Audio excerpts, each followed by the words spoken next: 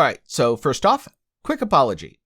I had some technical issues and my Windows got crangled. Everything was reset, and so this was neither recorded nor edited nor uploaded with the proper settings. I will have everything fixed in the near future, but given how monumentally important this video is, I wanted to get it out as soon as humanly possible.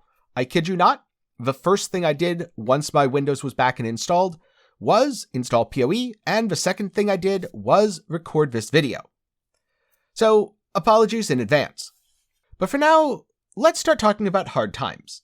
And I know the last couple years haven't been easy on anyone, especially if things just aren't going your way. I'm sure it's been super difficult to deal with the fact that the copium supply is at an all-time low. I mean, most Headhunter enjoyers were just hogging it all. And while you could probably steal some, since after all it's not like they could stop you if they didn't have a good Headhunter, everyone was starting to get a little bit low and maybe just a tad irritable. However, that shortage is now over, since I guarantee anyone wearing a Headhunter won't need any copium whatsoever. GGG has now officially buffed Headhunter and put it in a spot that's actually pretty insane. The first main change is that Headhunter and Replica Headhunter buffs now last 60 seconds, up from 20. This is 3 times longer, and it means that if you like those old self-curse Headhunter days, then you're going to get that feel again.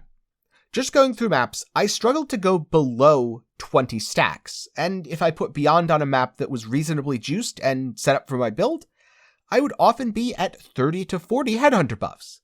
Is it quite the same as the 100 or 200 from before? No, it has a different feel to it. But if you look at each individual mod, the mods themselves are not only insanely powerful, they're more powerful than they used to be. The current footage that you see is my Corrupting Fever Gladiator in a 100% Delirious Tier 16 map. Before today, if you had asked me if I felt like the character was ready for efficient 100% Delirious farming, I would have said no. I'm a little bit too squishy, I'm gonna need a Mage Blood, and then it'll feel really good. But now, all I need is a couple of rares. I have enough damage to kill the rares, and once I've killed them, my defenses start getting absolutely insane. Max res, damage reduction, stun immunity, block chance, suppression, you name it. All the Arch Nemesis rares have a ton of powerful mods. Most of those mods are defensively focused. And if you're wondering, does 1 Minute Soul Eater feel good? Oh, don't worry. 1 Minute Soul Eater feels so good that you'll never even be tempted to play Soul Thirst again. And if you're like me, you might be worried. What about the ground effects? I mean, standing in Toxic's pretty bad. Or maybe there are some bearer explosions. Or you're trying to loot and there's just a bunch of obelisks in the way. Well, with Headhunter, you don't have to worry about any of that. Once you grab a few buffs, then you're going to be virtually impervious to damage. A lot of the Arch Nemesis modifiers come paired with their nice little damage reductions. Damage reductions are rather annoying if you're trying to deal with them by killing the thing. But if you have them, damage reductions are awesome, since they stack with all of your resistances. And don't worry, you'll have plenty of those as well.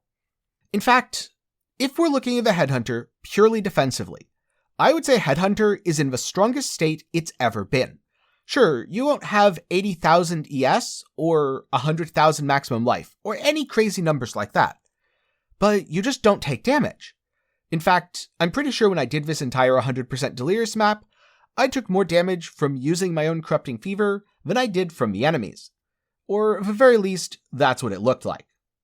I suspect we're going to still see a lot of complaints that Headhunter isn't quite the same. And there's some merit to them in that Headhunter doesn't feel the same to play as it did before. It's incredibly good. It's taken my build from not really 100% Delirious Tier 16 viable to easily 100% Delirious Tier 16 viable. It provides a ton of offensive value, just not for my build. Corrupting Fever's a little bit hard to scale. And the defensive value is almost immeasurable. So if what you most valued about Headhunter is the power level, or maybe you've never owned a Headhunter before, and you're wondering, is it good or should I sell it? Should I wear a Headhunter or a Mage Blood? Then I would say you should absolutely wear the Headhunter, try it out, and see how you like it. Don't get baited by people saying Headhunter is dead, as that might prevent you from enjoying something that feels really awesome. especially when, if you've never owned it before, you don't have any baseline for how good it used to feel, so now it's just going to feel amazing. But even if you had a baseline before, if your main focus is mapping, I would suggest a Headhunter over a Mageblood. If your main plan is bossing or uber bosses, then Mageblood is your best option still. If Mageblood fixes specific problems in your build, then Mageblood is still probably your best option, although with the 1-minute buffs and with how easy it is to steal so many, I'm pretty sure we're going to see a bunch of Glass Cannon Headhunter builds running around with nothing but damage. And if you've gotten this far in the video, congratulations! Since I know I've rambled on a bit due to it being 6 AM, me having no script, and having just spent the last couple hours troubleshooting. But if you're wondering, is Headhunter really just this awesome because of the 60-second buffs? No. There's one other very important line of text in the patch notes, something that I don't expect to get the attention it deserves. That line of text was, increased monster variety as a result of game performance improvements in how memory is handled. If you'd used Headhunter before, you would have noticed that your buffs topped out around 15 to 17 unless you started really pushing it with Delirium and beyond. And now, you don't have to worry about that. It was really hard to get below 20 buffs, and once I started adding juice, like Delirium and beyond, then it was going all the way up to 40 very easily. This increased monster variety is a large part of why Headhunter feels so goddamn good now.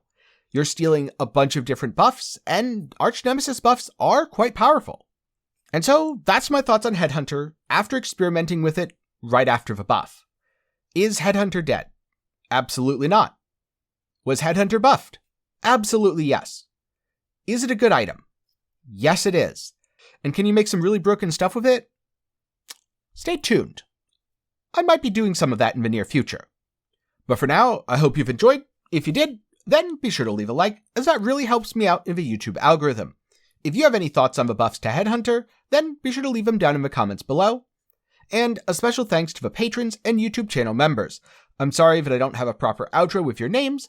That'll absolutely be in the next video. And with that, it's time for me to get some sleep.